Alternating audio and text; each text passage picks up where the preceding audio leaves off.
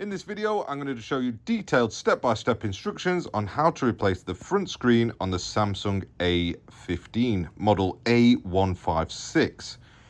I'll place it on the heat mat for about 5 to 10 minutes, and that's going to soften the adhesive on this back cover. If you don't have a heat mat, then I will leave a link for one in the description below, or you can use a heat gun or a hairdryer if it's a single-use thing. Once it's spent 5 minutes on the heat mat, we're going to apply a bead of isopropyl alcohol all the way around the edge and just let that soak in for a minute. Then we're going to use a suction cup placed on the bottom back end of the phone, and we're going to slowly sort of pry it upwards until we get a little gap anywhere around the edges, which we've got one here, look. That gap needs to be big enough to fit our little guitar pick into, and then we're going to start running it around these edges, just following all 4 edges of the phone to sort of cut through that strong adhesive that holds it down. These do sort of clip in and stick down on this one, which is a new feature for the A1 series. I say feature, but new design. Once it's removed, whilst it's still warm, it's a good idea to remove any of the leftover sticky stuff on the back, because it does get a bit trickier to remove once it's cooled down. It's a fairly basic Samsung construction where the main board and rear cameras are up the top. You've got the battery in the middle, a sub to main cable, the sub cable and loudspeaker at the bottom, and that's all secured down with this mid frame here. We do have to be aware that there's a power button cable there as well, so that's going to be the first thing that we disconnect once we're into the guts of it. With that disconnected, we're going to take a minute to remove all the screws that's holding down this mid frame, starting from top to bottom. Just another note whilst I'm doing this, all these screws are the same size, so don't worry about mixing them up, although it would be a good idea to use something like a magnetic mat to keep from losing the screws. Also, whilst I'm messing around with these screws, if you're having a go at this for yourself, let me know how you get on in the comments below. And if you think that I've missed anything, make sure you slag me off in the comments too. Now that all the screws are removed from the top, we're going to go down to the subboard area where we'll remove those too. I didn't bother counting how many there are, but just make sure that you don't miss any. Sometimes you'll find that some don't remove with the magnetic screwdriver, and you might have to use just some tweezers to help you along get them out. Now I'm just going to use a little SIM ejector tool to remove the SIM tray. And then this is going to be our opening that we use to remove the mid-frame cover. To do that, you need to get the guitar pick in, and you're going to insert it between the plastic sort of edging cover and the plastic of the screen bezel, and you're just going to run it around the edges. You'll soon get found out if you've left any screws in, because it won't lift up, so just be aware of that. But if you continue working your way around the edge, being careful on this power button area, it should all just unclip fairly easily, separating like that. We can now use the spudger to disconnect the battery, isolating power from the phone, and then we're going to go down to the bottom where we'll remove this single black crosshead screw, as well as using the spudger to disconnect the display cable from just here. The cable on the back of the screen is stuck down here, so you'll have to use some tweezers just to lift it up and get it out of the way.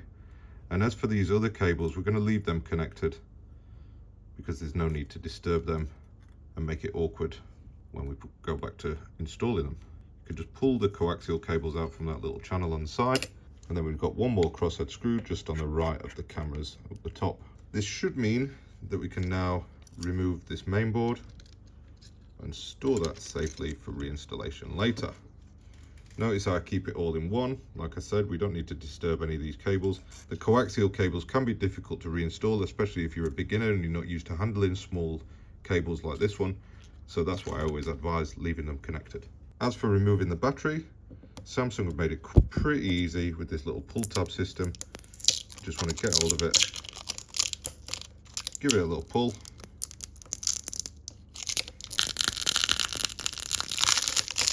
and that one was pretty tough, but they do come out generally quite easily.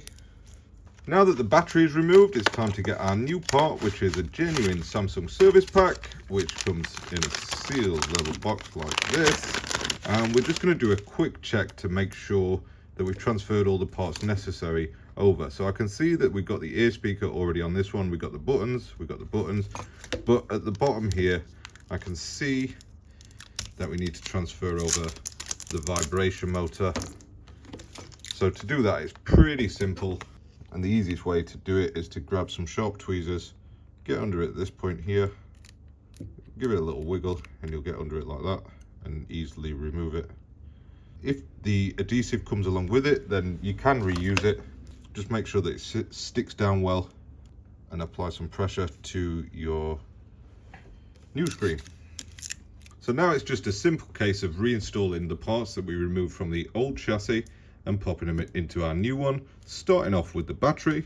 Make sure any films or protective peels are removed before any further installation, and also when you're lining up the subboard, make sure that this cable here is out of the way. So we'll start off with the subboard now. We'll drop that into place, and then realistically the rest of the logic board should follow suit. And just make sure that that battery cable there is out of the way, and then the rest of it should sit down pretty nicely. Make sure that the front camera goes in and everything. So let's go back down to the bottom. Where we'll reinstall that single black screw, which means that that's all lined up properly so that we can fold over the display cable. It's got a little groove that it sits into, and if the sticky stuff's been removed or it's stuck to the back of the screen there, it might be a good idea to grab a little bit of double-sided tape and secure it down properly.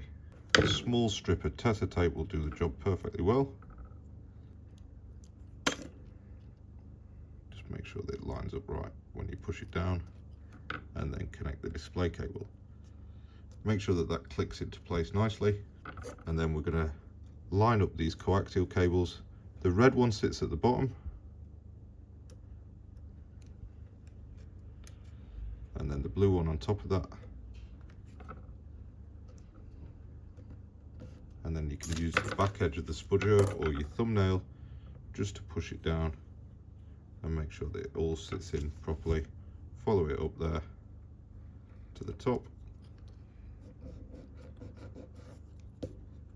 and that's all in as it should be.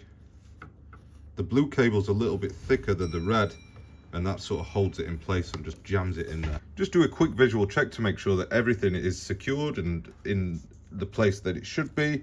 These cables aren't sitting out at all. That's important, because if they are and they get snagged up a bit, then it can cause problems with the phone getting signal.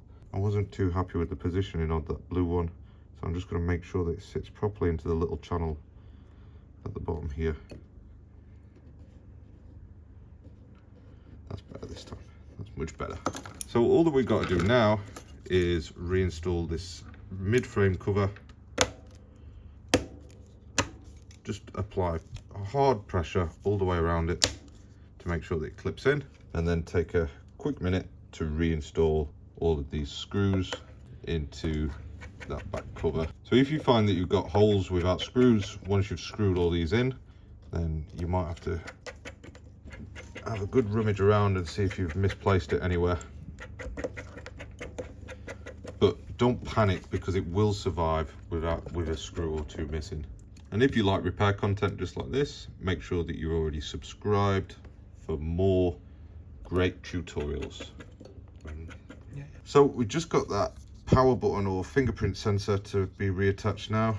So now that we've got that all screwed down, just do a final look over it, and then it's time to reinstall this plastic back cover. Like I say, it has got a couple of clips around the camera, so make sure that they secure down right and good pressure is applied.